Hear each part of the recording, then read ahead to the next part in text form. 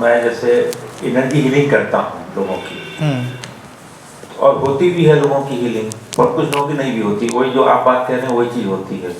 तो जो energy healing है उसको किस तरह से आध्यात्मिक जगत में देखना चाहिए, क्या है उसका रिलीवेंस? मतलब मुझे कई बार ये भाव आता है कि छोड़ना चाहिए अब। तो वो देखिए, सवाल है। इसको अगर आप ओपन माइंडेडली सुने तो मैं आपको बहुत स्पष्ट उत्तर इसका बताऊंगा। बिल्कुल।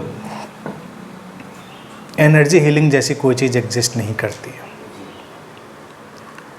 जो कुछ काम होता है वो केवल हमारे सजेशंस का होता है और एक्सेप्टेंस ऑफ सजेशंस का होता है, उससे ज़्यादा काम नहीं होता।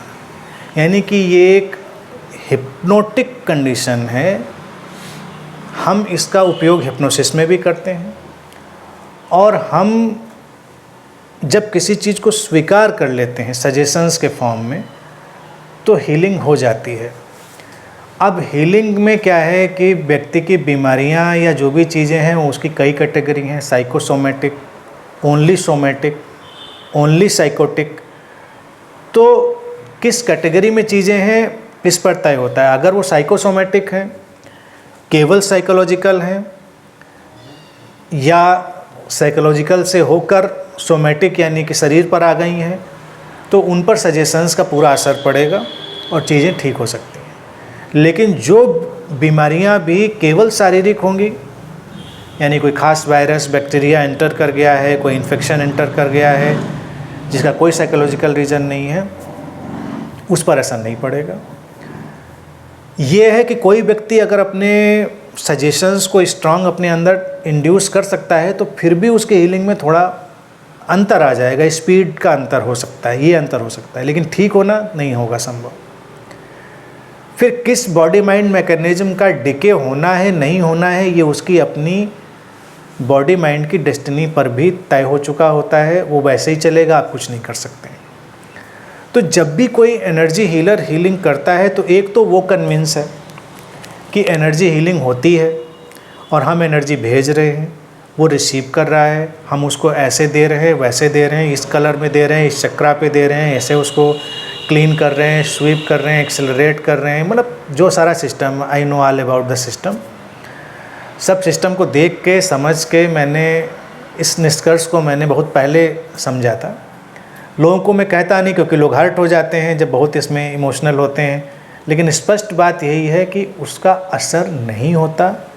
असर होता है सजेशंस का। अब जो व्यक्ति आपके पास आएगा सजेशंस के लिए, वो भी एक्सेप्ट कर चुका है कि एनर्जी हीलिंग वर्क करती है, या वो ऐसे निराशा में है, डेस्परेशन में है कि और कहीं कोई चीज़ काम नहीं करी, भाई एलोपैथी काम नहीं करी, होम्योपैथी काम नहीं करी, आयुर्वेद काम नहीं किया, तो चलिए अब यही काम कर जाए।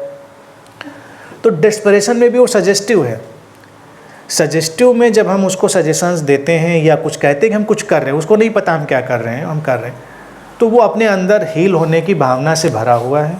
और आपके व्यक्तित्व, आपकी भाषा और आपकी प्रेजेंस, जिसको मैं कहता हूँ, उससे वो कितना कन्विंस हो गया है, कितना एक्सेप्ट कर पाया, उससे वो ठीक हो जाएगा उस लेवल तक।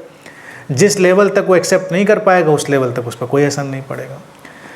फिर दूसरी चीज़, एनर्जी हीलिंग में एक और चीज़ आती है, वो टोटल गिमिक है, जिसको ये लोग कहते हैं डिस्टेंट हीलिंग। डिस्टेंट हीलिंग में वो तस्वीर रखेंगे, उसके ऊपर एनर्जी डालेंगे और 1000 किलोमीटर दूर आदमी ठीक हो जाएगा। समझ? ये बात उतनी ही सच है जितनी गोलगप्पे में नीला पीला पानी पीकर ठीक होने वाली बात, ये उतनी ही ठीक है।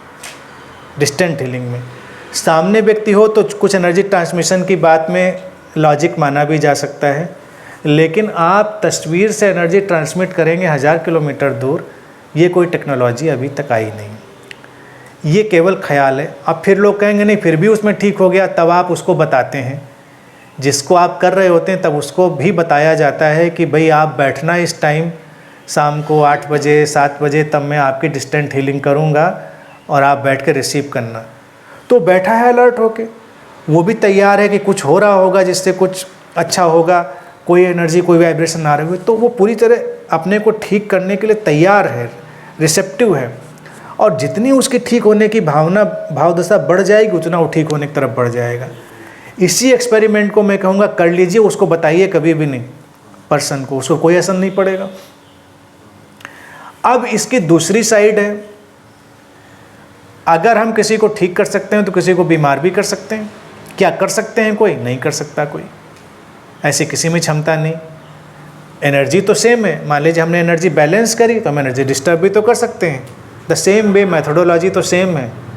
मान लीजिए हमने किसी चक्रा को जो या तो इनलार्ज था या वो अंडर उसमें था एनर्जी में, हमने उसको बैलेंस किया तो हम उसको, उस पर अंधविश्वास चलता है। कुछ लोग तांत्रिक मांत्रिक के नाम से सामने आ जाते हैं, वो कहते हैं कि हम एनर्जी से उसको डिस्ट्रॉय कर देंगे व्यक्ति को। आज तक कोई किसी को नहीं कर पाया, केवल बातें होती हैं कहीं कहीं। आज तक ऐसा कभी नहीं हुआ, कोई ऐसा किसी के ऊपर असर डाल पाया हो। जब कोई जवाब लोग नहीं मिलेगा तो कहें कोई ऊपरी हवा है, ऊपरी बाधा है इसके ऊपर, और फिर उसको उतारने के लिए जब कोई काम करेगा तो वो भी कन्विंस करने की बात है। आप कन्विंस हो गए तो चीज़ ठीक हो गई। एक तो पहलू ये है इसका। अब इसका दूसरा पहलू, इंट्रिकेट पहलू भी मैं बताऊं। कभी कभी हमारी एनर्जीज बहुत स्ट्रांग फंक्शन कर रही होती हैं, हमारी मैग्नेटिक फील्ड की, हम किसी को इम्पैक्ट भी कर सकते हैं चीज़ों में।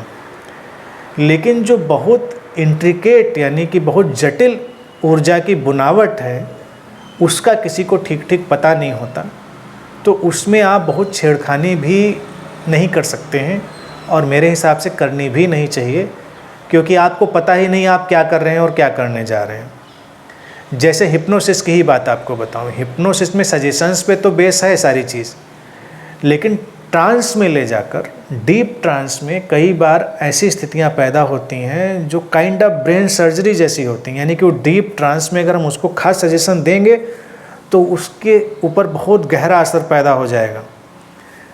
कहीं कहीं लोग ऐसा करते हैं, लेकिन वो डेंजरस भी है, उसके नुकसान भी हैं। अब वो करना चाहिए कि नहीं करना चाहिए, बड़ा एथिकल इशू है। कई ऑर्गेनाइजेशन इसका उपयोग करते हैं किसी को डीप ट्रांस में ले जाकर उसकी मेमोरी को खास ढंग से इरेज कर दिया जाए। इसको एमनेसिया क्रिएट करना भी कहते हैं, ये भी पॉसिबल है। तो कई टेरर ऑर्गेनाइजेशन में भी लोग इसका यूज़ करते हैं। किसी व्यक्ति को उससे काम कराया और उसको एक पोस्ट हिप्नोटिक सजेशन दिया कि जब तुम ये काम कर लोगे तुम सारी चीज़ भूल जाओगे। अब उसको आप कितना भी पकड़ लीजिए, टार्चर कर लीजिए, पूछ लीजिए, उसको याद ही नहीं आएगा कुछ, क्योंकि वो इरेज हो गई पूरी उसकी मेमोरी। इसी तरह से सेम पैटर्न पे एनर्जी हीलिंग भी है। कभी कभी हम फ़ायदे की जगह पे नुकसान भी किसी का कर सकते हैं, क्योंकि हमको सारा सिस्टम नहीं पता चीज़ों का। अगर हम सचमुच में जानते हैं तो, सचमुच में एक्सेस हो गई तो, ज़्यादातर तो 99% पे मैंने कहा केवल मेंटल सजेशन पे ही चीज़ चल रही है। तो उसको जिस एंगल से भी देखना हो उस एंगल से हम देखें, उसका कोई बहुत ही आध्यात्मिक उपयोग नहीं है।